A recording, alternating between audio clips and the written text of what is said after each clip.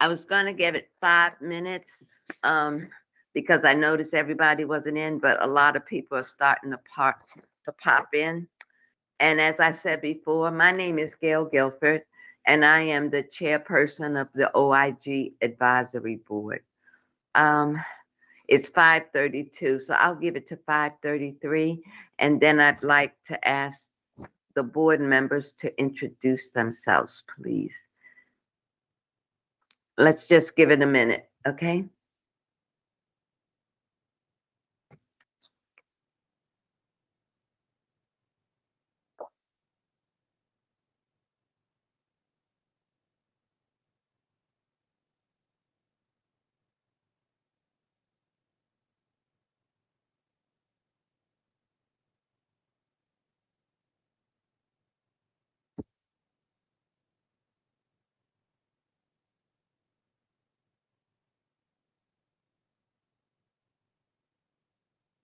Is Mr. Goody on?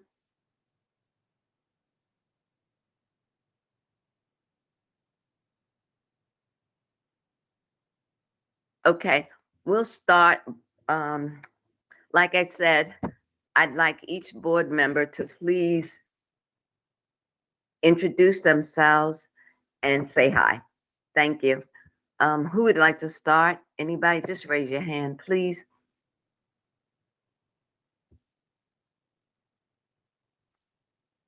I'm happy to start. Hi, Thank good you, evening, Renee. everybody. Renee Hutchins Laurent. I'm the Dean of Maryland Carey Law School. Go ahead, Mike. I am Mike Dowd. I'm from District 2 in Baltimore. Thank you. Lavanda. Hi, good evening, everyone. I'm LaVonda Reed. I'm the Dean at the University of Baltimore School of Law. Come on, guys. Raymond, go Hi. ahead. Oh, sorry, go ahead.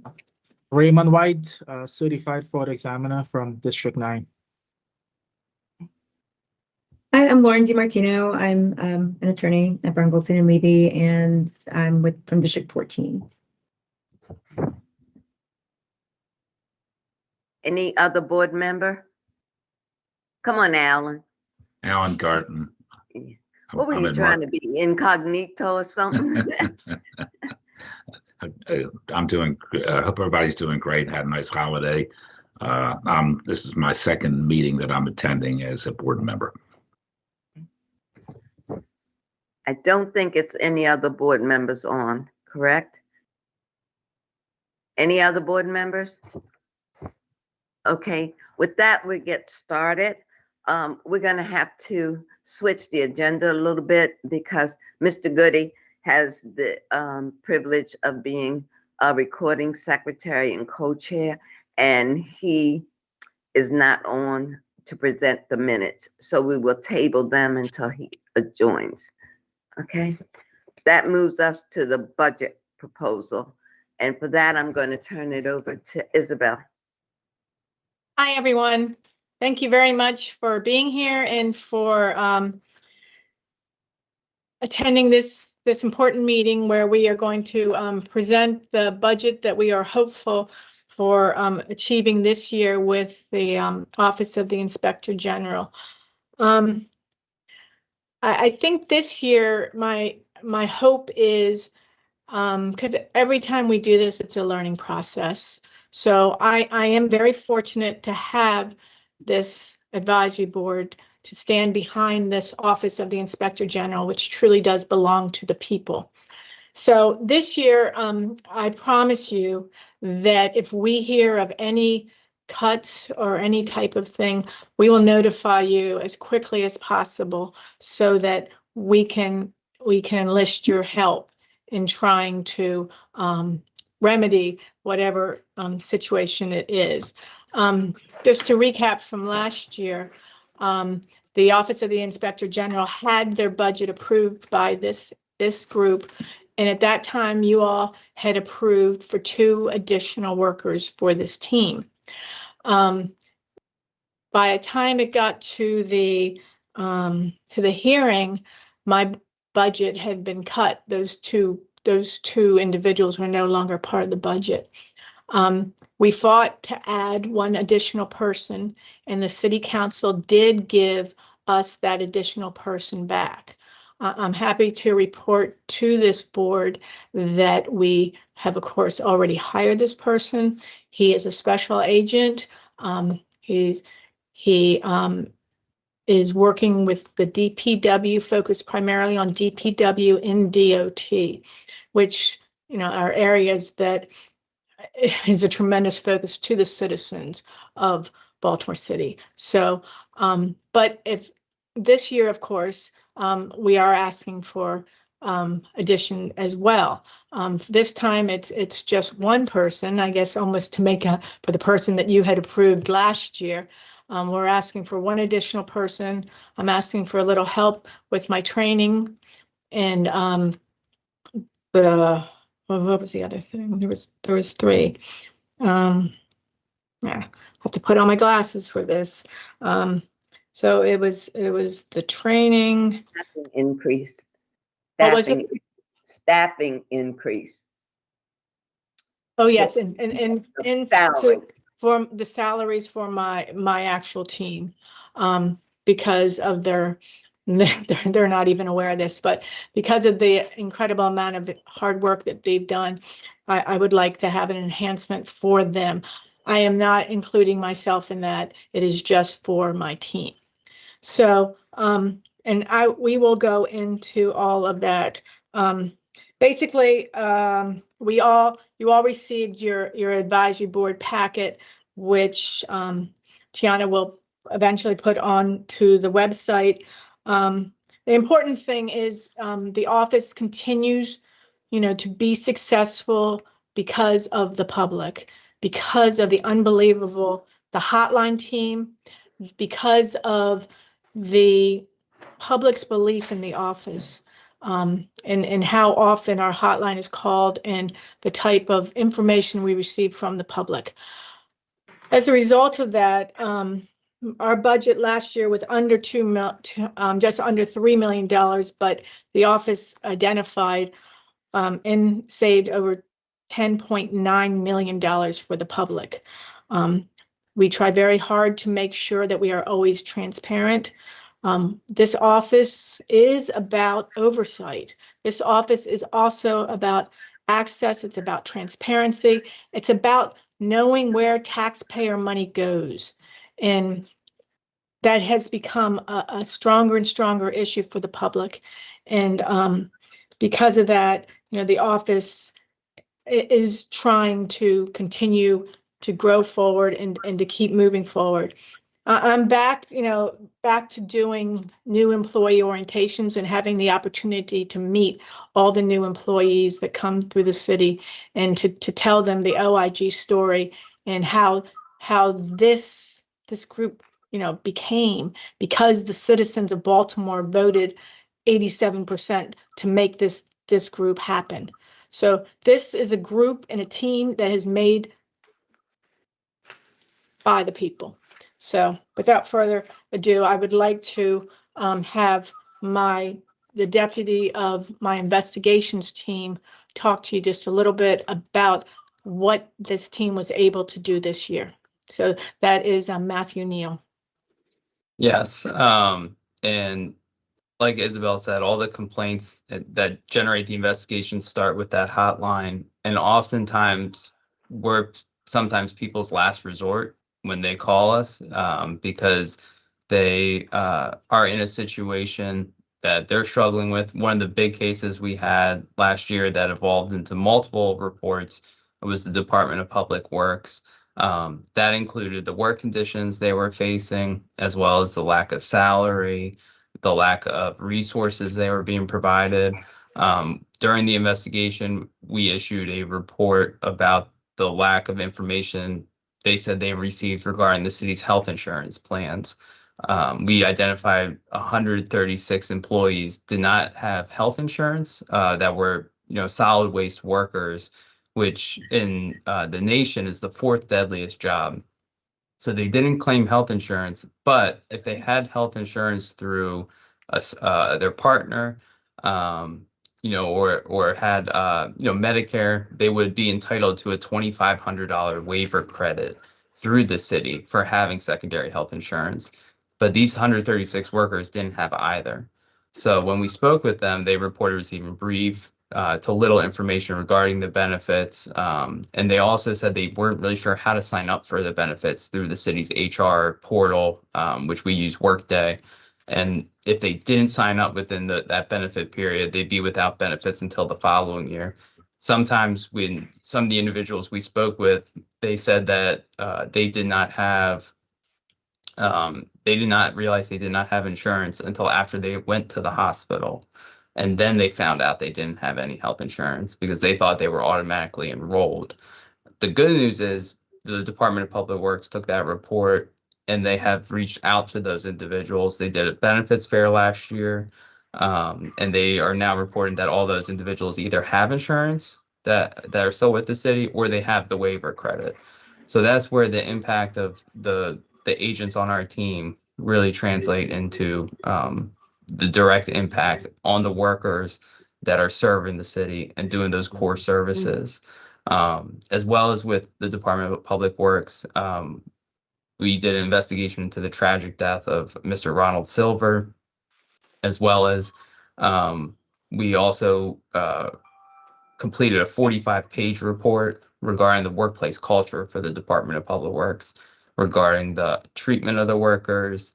And then we also completed a report regarding overpayments to a homeless shelter vendor that the city had made, where we were sending payments to two entities for the same service that resulted in an overpayment of approximately $460,000. We did another investigation into the Druid Health Clinic in West Baltimore, which we've done prior investigations into, and we did a follow-up visit where we found poor working conditions and some sanitary issues. And again, the good news with that is that the health department has since closed that clinic and moved the workers and operations to a new facility where those conditions don't exist. The one thing about our team, they are the hardest working team I've been a part of. I'm extremely proud of them because they are willing to go the extra mile. With the Department of Public Works cases, they would wake up at 5 a.m. to do the site visits. When the workers got there, they're always willing to take the extra step to discover the truth and gather the information, with the understanding that our mission is to make city government better, stronger, and more efficient. Their jobs require them to pay tedious attention to detail. We are always striving for complete accuracy and objectivity in our reports, and they work tirelessly to fulfill that commitment. And in total, we completed 35 reports last year. And I can't be more proud of our team and just how much they've done to better impact city workers, but then also the services that are provided to the citizens. Thank you, Matt.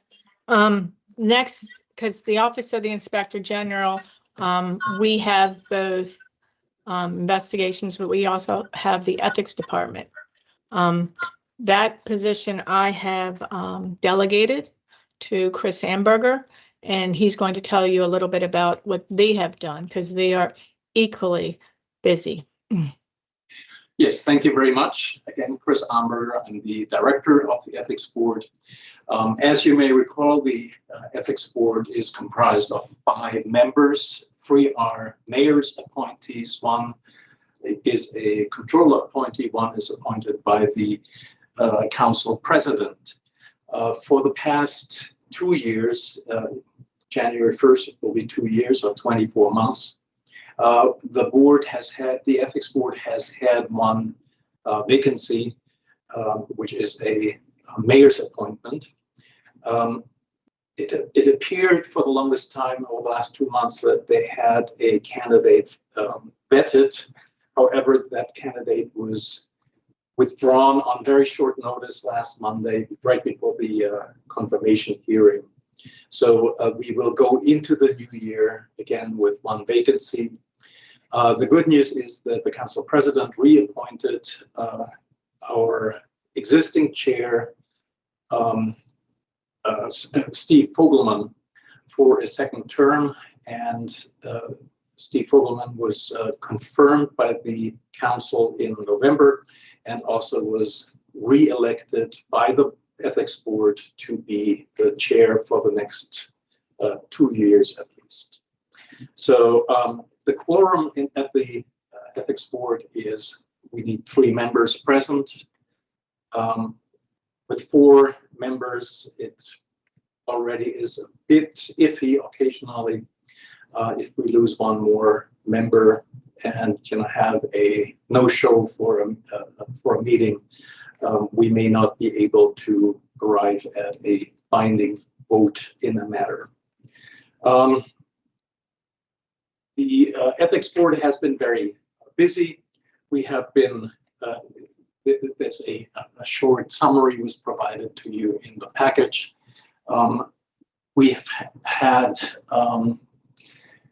We've handled 12 ethics complaints, most of which were outside of the jurisdiction of the ethics board. Ethics board is perceived as kind of a organization of last resort, which unfortunately the law does not support.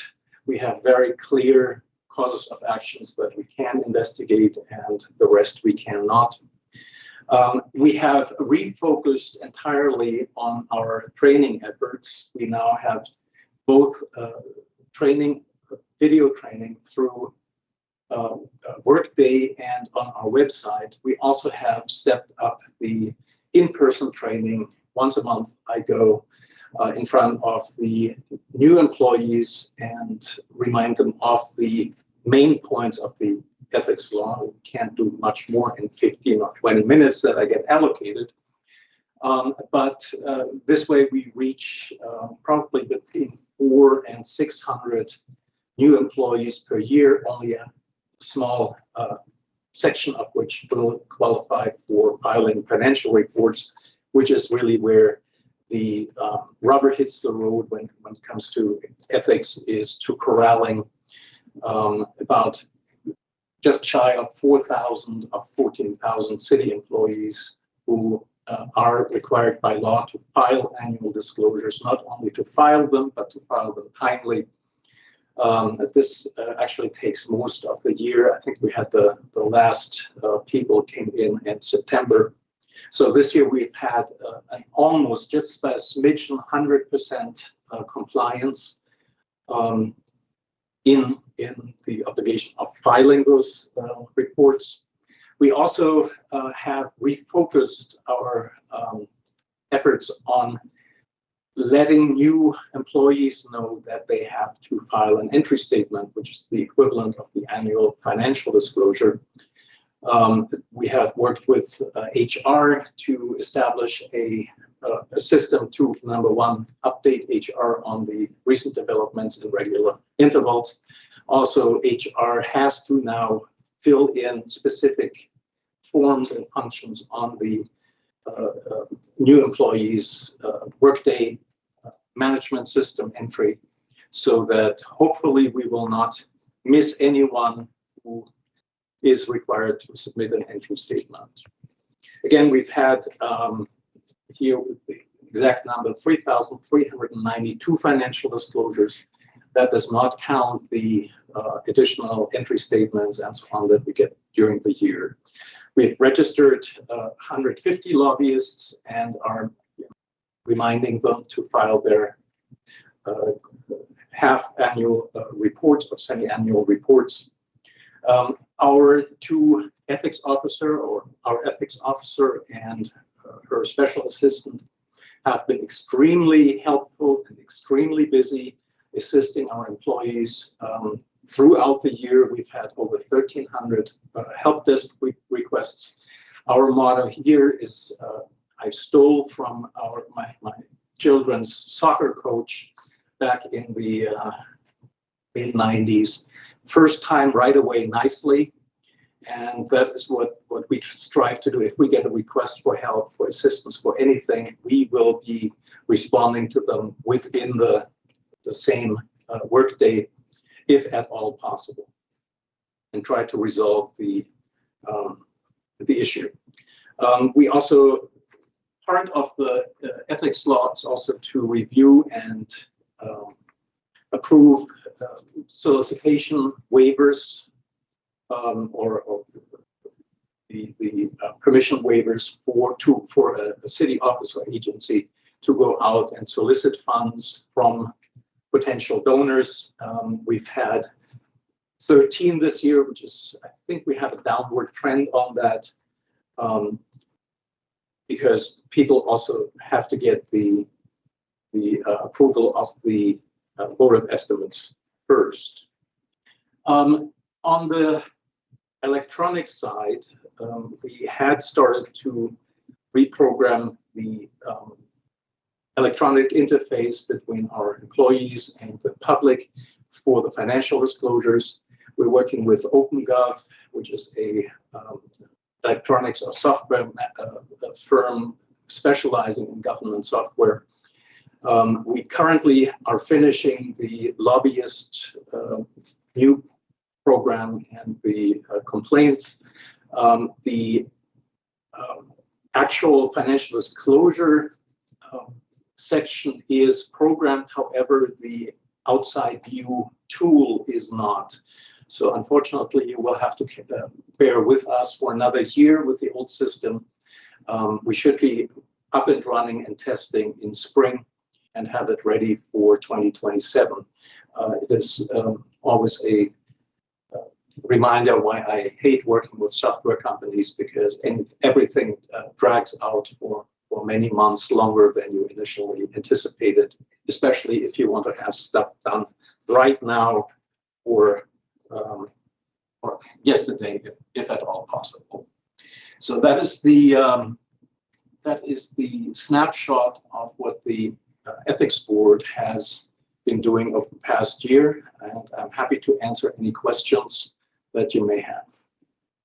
We'll hold the questions to the end. Okay. Okay. So then I'm going to continue through this budget part. The next part would be our performance measures in order to request this type of budget. Basically, the Office of the Inspector General, our first performance measure is, are we effective? The number of criminal, civil, and administrative actions, our goal was 100. We achieved over 138. The next goal for us was outreach activities. The office, like I keep, is the public's office. We had a goal of 25 and we ended up with 72 outreach activities. The final one, of course, is the identifiable waste or savings. And our goal was 2 million and the office ended up with 10.9 million. Another goal, I guess, milestone that I think is very important, that I don't know how many other departments within within Baltimore City government can say, but this office has had no turnover now for almost 2 years. So when we say that our staff is dedicated and hardworking, actions speak louder than words. So this is a team I am very proud of. So the next person that I'm going to have you speak is about the money. And that would be Ivan Quinones, who also runs our whistleblower program as well. So Ivan, can you talk about this upcoming budget? Yeah, so our upcoming budget, we have the ability to put in for 3 different enhancements. That's the limit that the city has mandated. What they did say, however, is there's no monetary or limit to how much we can put in for those enhancements. But being fiscally responsible, we try to hold that down. So our enhancements that we're going to be asking for is simply the additional position I think Isabel is going to talk about in a little bit. for a compliance officer. Then a slight increase, a 15% increase to our training budget, so that we can keep our staff focused on the best practices in doing the type of investigations that we do. And then the last one is an enhancement, a salary enhancement for our folks, because as Isabel had stated, you know, we want to retain these people. There's a lot of competition for the type of work that we do out there, out here, and retaining them is certainly a top priority for us. And so that's why we're asking for that additional amount. It's a 4% increase for everyone in the office, with the exception of Isabel, who would not be asking for that increase. So besides those numbers that we talked about, our budget, as far as our line item budget, it did not change. We came in with the same amount as was proposed by BBMR, and that was $2,976,832. We are proposing an increase of $246,228. That would include all of the enhancements that we would be asking for. Okay. The one that he did not go into too much was the one additional position. Like I said earlier, we had asked for that last year, and we ended up fighting and getting one of the two positions. In a way, this year we're just asking for it to be fulfilled. But this position we want to have, I would like, and I think it would be best for the office if this position was an attorney, and they would be our independent policy and compliance advisor. Doing this job, what hits, it's maintained a lot that issues that surround this office involve the law, and having a person on staff who is an attorney would be an absolute asset to this office. Many times there's issues that come up where having additional knowledge about the way the offices of the Inspector General work with best practices and following like our standards, we really need someone who focuses on this type of work. And as an example, for instance, the Blue Ribbon Commission that was formed in Baltimore County, which issued a 125-page report on best practices for Inspector Generals, listing things such as direct access and how important different things are to have a strong, effective Inspector General office. And I actually recommend people actually take the time to read that report. Yeah. As a result of that, one of the things that they recommend is that the Office of the Inspector General has, you know, an attorney on staff and a counsel. It's that way throughout, best practices throughout the United States. I can tell you Chicago, Broward County, Detroit, Richmond, throughout the United States, they all might. In fact, it's so prevalent now that the Association of Inspector Generals, who is the institution that certifies and does our peer review to make sure that we are following standards and that we are independently audited, they actually have a new course that's just called, you know, to become a certified Inspector General counsel, because that's how needed it is in this type of business.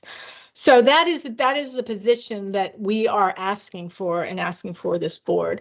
And that is basically our part that we're going to talk about the budget. At this point, I would ask if any of the board has any questions of me or any of my staff.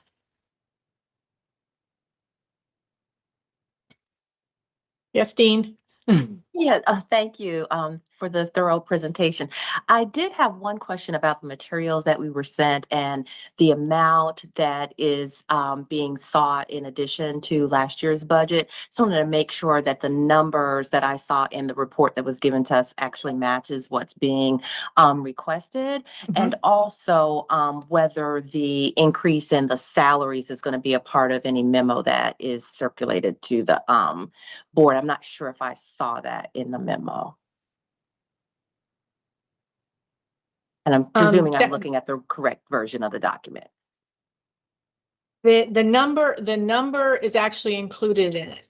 Ivan, you, Yeah, the total increase in the budget is 246,228,000.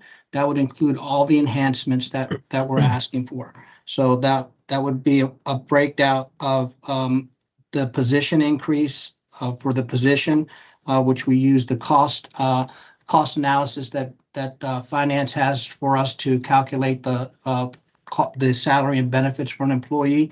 So that came out to 168,608. The 15% increase in our training budget came out to 3,230. And then the 4% increase in salary range adjustments would amount to $66,726. it's on page 2. Thank you. It's the That's what bullets. I was going to ask. Okay, yeah, it's on page Oh. 2 in the bullets. And Yeah. each one of those are listed. So so then our Okay. total budget would be approximately 3.2 million. And to give you an idea, because I always like to compare with my colleagues, and the closest colleague I have would be Megan Lamarzi over in Montgomery County. And this year, I believe they have 1 or 2 people more than us, but their request is 4.2 million. So we're trying to stay within, I was trying to fiscal square that responsibility. number, that 246,000 number with the 238,000 number that was on page 1. That's where my confusion was. Yeah.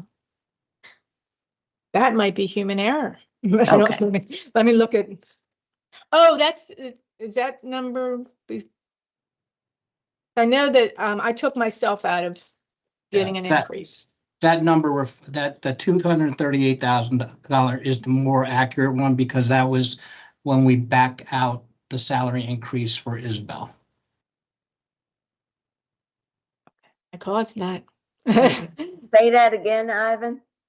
So the 238,000 is the correct increase because we took out the 4% increase for Isabel, which she requested we do. I don't think I should ask for my own salary increase.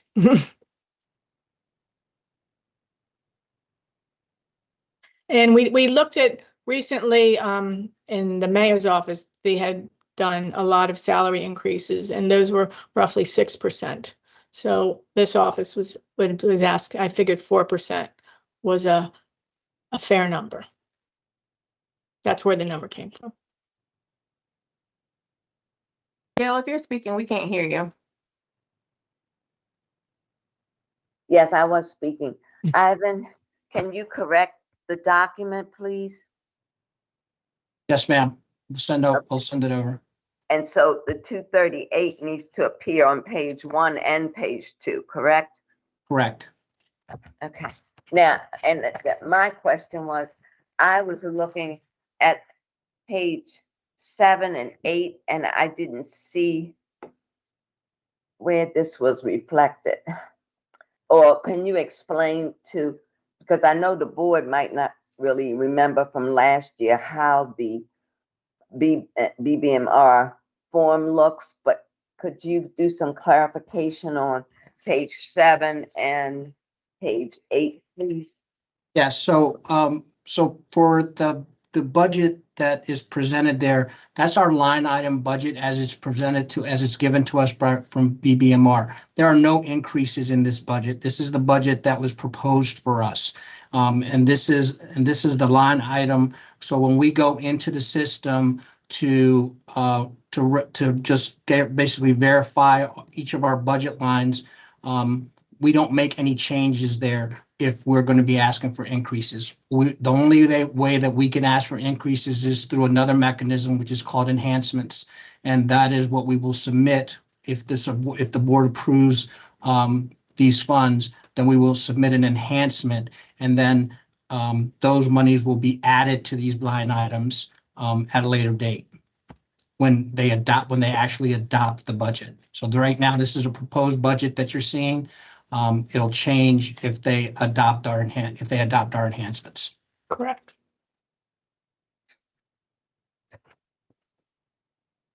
Thank you. Any that- other questions? Does that help, Lavonda? Okay. Brittany Banks has a question. Yes. Can you hear me? Yes, Yes. yes, we can hear you. I just wanted to know, I believe you said that there was an increase, you wanted to increase the training budget. What does that average out approximately for each employee? The amount that's allocated towards training, and then if you can just speak a little bit about the type of trainings that the OIG staff plan to take or have taken. We like our team to become certified inspector generals, and we like our team to also become certified fraud examiners. Those are the top two designations in this particular industry. And actually, Mr. White is a certified fraud examiner as well. So that's in order to do that, they have to go for a week of training in order to become a certified fraud examiner. It takes a little longer than that, and it costs money to even take the exam. As far as like with Ivan, have you divided out to what number? I think the total training budget is asked to be increased by $3,000. That's correct, and it's not. And we haven't broken it out individually because different staff members could qualify for different types of training. But some of the other training, such as an example, to keep your certification as a fraud examiner, you have to have so many training hours per year. So that is some of the costs that we're going to have to incur. We have several new fraud examiners in the office that have become fraud examiners over the last year, and so we're going to have to pay for training for them in this upcoming cycle as well, so that they can meet the requirements to keep their certification. Michael? Yeah, so the 10 million that was saved on the less than 3 million budget, is that a single year, or is there recurring costs that are baked in there over the course of years that was saved, or? Now that's just last year. I think the total since I've been the inspector general is probably, I think it's around 50 or 60 million. So that's just last year's number. And in the Okay, end excellent. report, it's broken down to what it is, which report was which. Yeah. that Right. type of thing. So I think the year before was actually 17 million. So we actually went down a little, but we started out when I first started at 270,000. So I think Brittany has her hand up. Brittany? Yeah, so with the approximately 10 million in recoveries, can you explain a little bit more about what that means for this IG? Like, is that money like paid back, or does it go back into the Birmingham City pool of funds? Can you just explain a little bit more about what you mean by that, what that looks like? I'll turn that one over to Matt. Yeah, so it's not money that directly comes back to the city. It is comprised of money that is identified as identified waste, fraud, and potential savings. There are times where our investigations, once we're complete, we do find that there is some legal avenues for the city to get some money back. And we work, we send that information to the law department, where then they can pursue civil litigation to potentially get that money back, especially if it involves any type of misrepresentation or fraud. And then the other dollars is money that could be saved, during investigations. We may find that, $5 million, there's the potential cost savings opportunity of $5 million, regarding,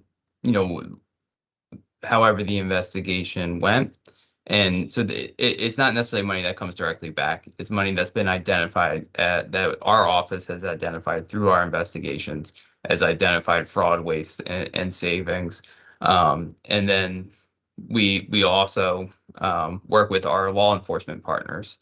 And through that, sometimes there's restitution opportunities, which, with the policy and compliance advisor position that Isabel mentioned, that would be another potential opportunity to kind of help support those efforts as well, to try to get those dollars back through our partnerships with law enforcement, or just getting cases ready for law department litigation. So I hope that answers the question. I But can add one that I remember off the top of my head. And for those of you who don't know, I worked for the city before I retired. I was head of cybersecurity. And there was a case about 8 years ago, and it involved a vendor that actually had a 5-year contract. And that vendor, based on the OIG's investigation and the results of it, it was referred to the law department, to the district attorney's office for prosecution. And as a result of that, that contract that was for 5 years was dissolved. They no longer got that. They could not do business with the city. I can't remember. I don't know if you remember it, Isabel, how many years that lady could not do business with the city for. And it also was, I believe, a lien against her company. Is that right, Isabel? Yeah, I believe there was. Yes. So in answer to your question, Brittany, Yeah, $10 it million sounds like huh? funds put to better use. Yes. Is what we call is what we call it in federal OIGs, or Matthew mentioned Yes. waste and potential savings. So that makes sense. I just didn't know if there was restitution or recovery. Sometimes we see that on the federal side, but I didn't know how it works on the state side. So. We have I have a couple pictures of me holding checks we got from people back, but usually when we write a report, usually right in the beginning, we say how much money it impacted. And that's one of the important ways we keep track of, whether or not the office is effective in promoting better and more efficient and effective government. Yeah, and I think it's also great that you are staffing this office to add a counsel, as most OIGs do have counsel. So they do. I would definitely be in support of that. Yeah, I think it's very important. When I actually went down the list, just to see, how many of them actually do have independent counsel. It's Broward County, Detroit, Jacksonville, Miami-Dade, Palm Beach, Chicago, Illinois, Georgia, Massachusetts, Puerto Rico, my own, South Carolina. And I was just blown away how many, and that was just the ones that have actually taken the course. So, that is an area that we have fallen behind on. And it's needed. It's actually needed because I'm going to be talking to you later on about a situation involving access for the Office of the Inspector General and how important it is to make sure that, transparency, accountability, that is what the public demand. And we need to be treated like the independent office we are, and not be treated like our access is something different. So, but that's coming. Thank you, though. All right, at this point, Gail, that we would probably ask that the board approve our budget if if that's something that they would do. You're on mute. Yes, I was on mute. Okay. Okay. The question is, does the board approve the proposed budget as stated to us on December 3rd? Do I hear a motion? I move to approve the budget. Moved. Okay, it sounds like I got two. All in favor, just raise your hand, please. And those opposed? I can't see everybody. Does anybody oppose? Great. The motion has been approved and the budget has been approved. Thank you, and we will support. And for those of you that don't know, myself and the vice chair, Mr. Goody, we do attend the actual budget hearing in the spring in front of the city council, and we actually defend the budget. But we also can submit a letter of support for a particular request. And we always like to do that before that budget hearing goes to city council. So city council has it in its hands. Okay. And this year, if there is a cut to the enhancements that we asked for, I will be asking Gail to call a board meeting so that we can get an official response on that from the board. And it's not just me speaking, it's the board. Okay. I know it would be an emergency meeting and we will do everything in our power to accommodate everybody. Okay? Yeah. Yeah, I think, Ivan, when do we hear when our enhancements happen? You're on mute.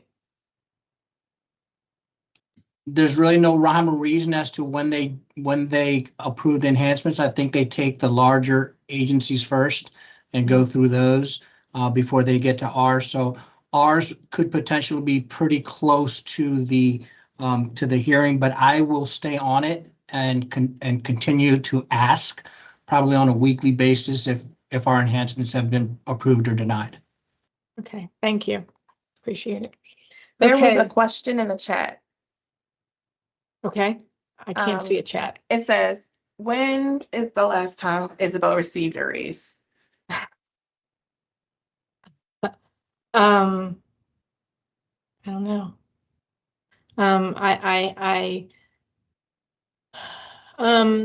Last time I had,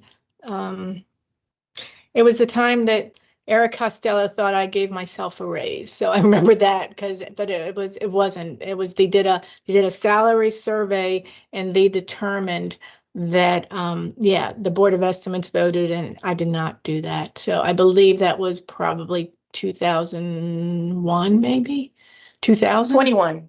Is it right? 21? It was I 21? think it was 21. I think it's 20. Okay. Or So, 22. So if the board, how, and this is just for, information. I'm just curious.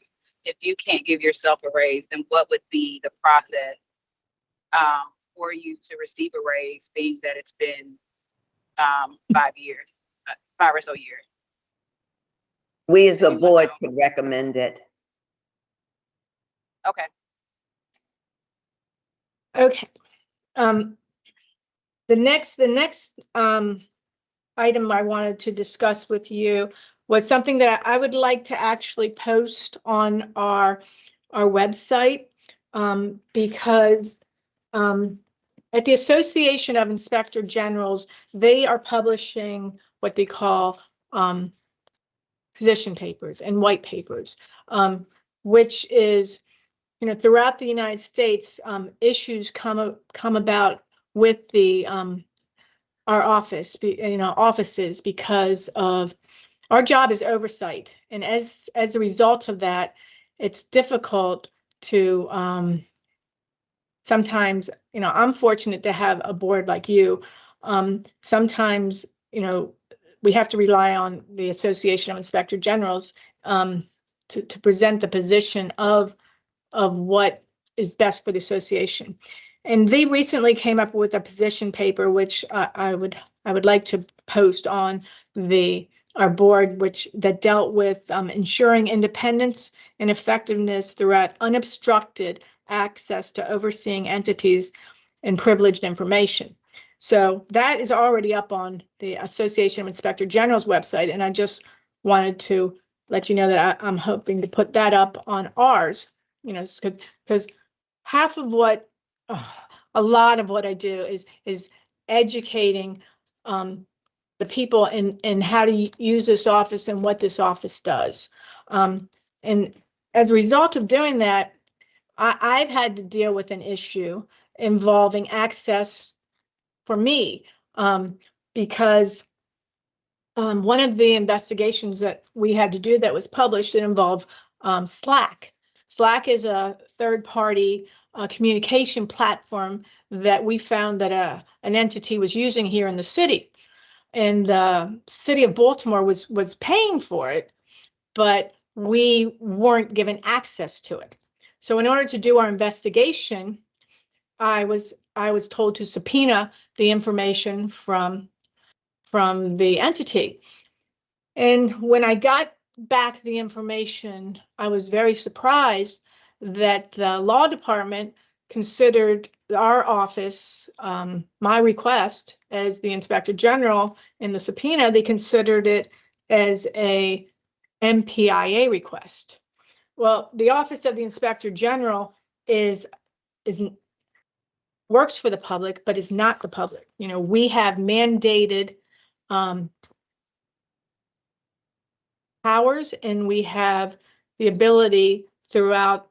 In Baltimore, it's Article 10, which established first the independence of my office, and then the the accountability and the powers of the office, and also is how this whole board was established. So I basically wrote a position paper, with help that dealt with the OIG's access to records, because the Office of the Inspector General is not to be considered the same when we request documents, because we're not requesting documents. We have the ability to get documents. So it's not an MPI request.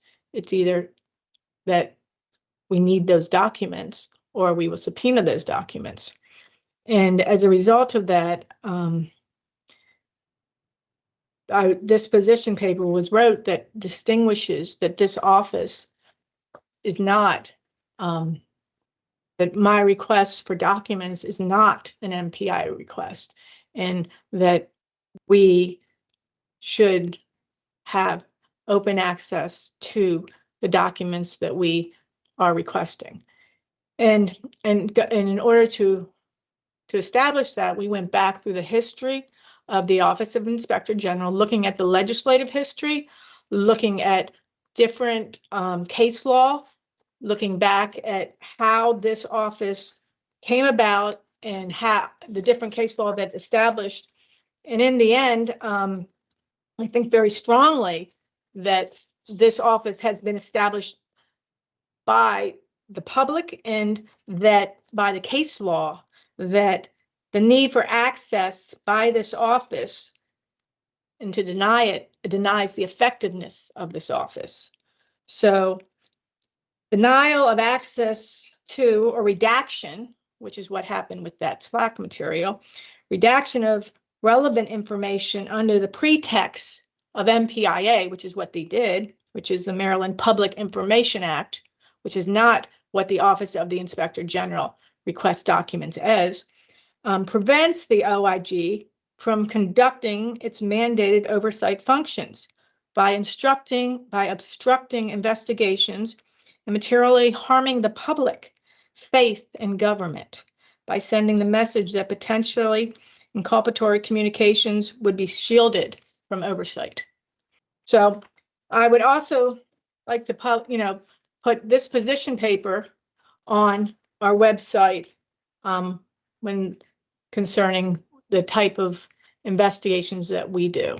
So I wanted the board to be aware of that situation, and that how important accountability, transparency, and unobstructed access is to the office of the Inspector General.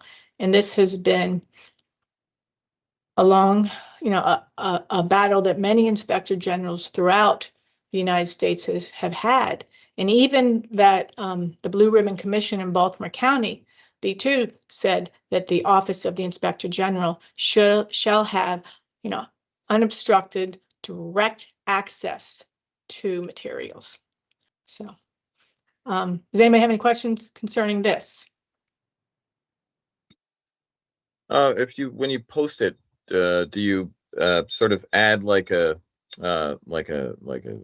intro, or do you summarize it at all? Do you just post it up there so that it can be read? I mean, I think it's a great distinction. I think it is super useful to have available to be read because it does perfectly outline that distinction. But Thank do you you. put any kind of primer on there for it, or do you just kind of I can post if you it?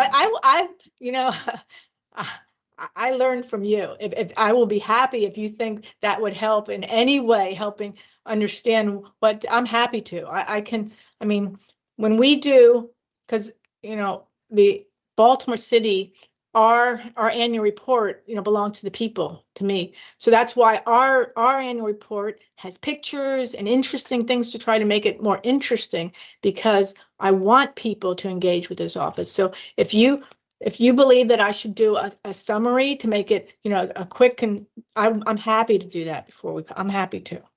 Yeah, I mean, I think something like that might be useful, just to sort of, just to say, hey, in the same way that, the police obviously work for the public, sometimes they investigate things and it's not like they post it on their website, this does not mean that everything that they grab is public, right? That the whole Maryland public information distinction, that this is not a FOIA request. This is, this is us doing our job, and we have to be able to do it without impediment.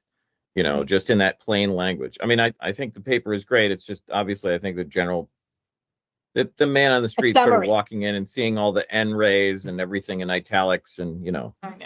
And can get a little. I have 2 deans of the law school on my board, so I mean, I don't want. We have a high level that I try to, and I hope it was okay. The acronyms, because like this one starts off as MPIA. I'm not going to say that every average citizen knows what an MPIA is. That's a great point. And if we could include that, and maybe the link to the state's public information site, I will try to look at that later on to see if it gives any clarity, because it may give us some hints or examples of how we could enhance ours in lieu of what Mike said, which I agree with 1000%. We can easily link it, and I will put a very concise, clear summary about what this is. I can absolutely do that. Anyone else on the board? I think that's all we had. Gail, was there anything else on the agenda? Okay, I just wanted to say, we currently do have one board opening. We are desperately trying to fill it with the one remaining person that is eligible to be on the board. From the original process, when anyone who's been on the board since the beginning fully knows about, if this person does not get back to us or join the board, then we're going to have to get Isabel to go back to the district. If you could explain that process. To the two districts. So wherever the opening is, and I'm just throwing numbers out, and I'm sure I'm wrong, but let's just say it's 5, 6. It's districts 5 and 6. Then I will put a notice out on our website and on my ever so powerful Twitter, to letting people know that we have an opening on the board and to please apply. And then from there, we will follow the process as outlined in Article 10. So, but I will be able to post that by next week. Okay, and the second thing is, I wondered if we could have a little subcommittee about this. It sounded like people were interested in hearing if we could propose that Isabel get a raise as well. I think it should come in after we have submitted this budget. I don't want this budget to wait. If that's possible, Ivan would have to correct me if it has to go in this budget at the time, or is it something we could work on and come up with a justification to submit it? Well, I have to submit the enhancements by Friday. If you guys don't change it by or make a determination by then it would have to wait until the next cycle. So that's the day after tomorrow, correct? Correct. Yes. Okay.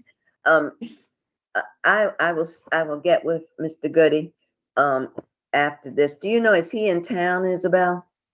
I thought. He's on the meeting. He's here? He's on the meeting. Jim Godey? Yeah. Jim's here. Oh, then Oh, you can do the minutes scale. Okay, hi. Okay. Gail, let me ask you a question. Why do we need to do any of that? Can't we just make a motion to recommend that Isabel's salary increase by 4%? Sure, I'm for Appropriate that. to have that motion with Isabel on the call? Yeah, that's true. Isabel would have to go bye-bye. Also, Jim, I needed you to do the minutes so we could approve them. We don't have much, we're actually over time, but Okay, okay. Well, Isabel, get off the phone. Thank you all for being my board and thank the public. I'm always grateful to the public for everything that we do. Okay. How do I get off? Bye. Bye.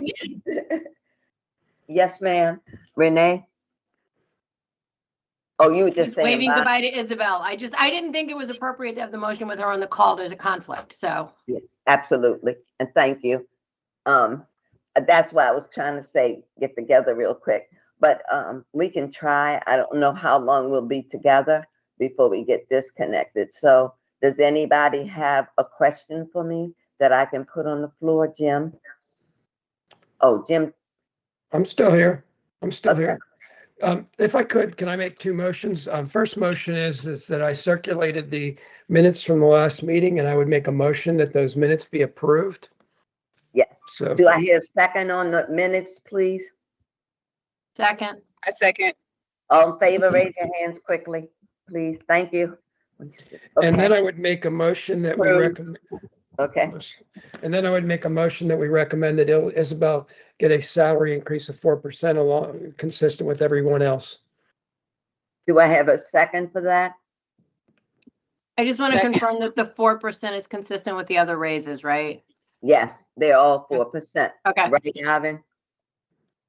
Ivan, you're on. Yes. 4%, it's 4% across the board. Okay. Ivan, is that a problem to do that? It's not a problem to ask you. for it. The issue would be whether or not they approve the enhancement. That's where the Well, problem would lie. Will Okay, you be able to put in something that says this came from the advisory board? The support for all the other salaries? Yes, I can put that in. I can put that language into the enhancement. It's not a problem. Okay, Brittany, you had something? Brittany? Okay, I Sorry, no, thought- I didn't have anything. I just said Okay. I second. Yeah. Okay, Jim? I made a motion that that the board approve a salary increase or recommend a salary increase for Isabel of 4%. Do I hear a second? Second, Who was that? I can't see. Raymond. Thank you, Raymond. All in favor, please raise your hands. The motion to include Isabel Cummings in the 4% salary increase was approved by the board. We will get together a letter. I'll send it around to everybody, hopefully by tomorrow, correct, Ivan? Yes, And then I'll sign off on it and Jim sign off with me and we'll submit it. And Ivan will have it tomorrow. afternoon, correct, Ivan? Yes. Okay, Jim? Yep, Jim? fine with Okay. me. Everybody just be on the lookout for it, okay? Okay, I'll also we'll also modify the document that we submitted to you also to reflect that as well. Okay, and for everybody to remember, it probably is going to be coming from Tiana Bond, not from Gail Guilford, right, Tiana? Yes. Only so we're consistent in the tracking of all documentation, okay? Are there any other open businesses? Thank you so much for coming and joining tonight. Hope everyone has a wonderful holiday, and please look for that draft letter from myself and Jim tomorrow. Okay? Thank you. Thank you. Bye. Thank you. Good night, everybody. Thank you. Good night.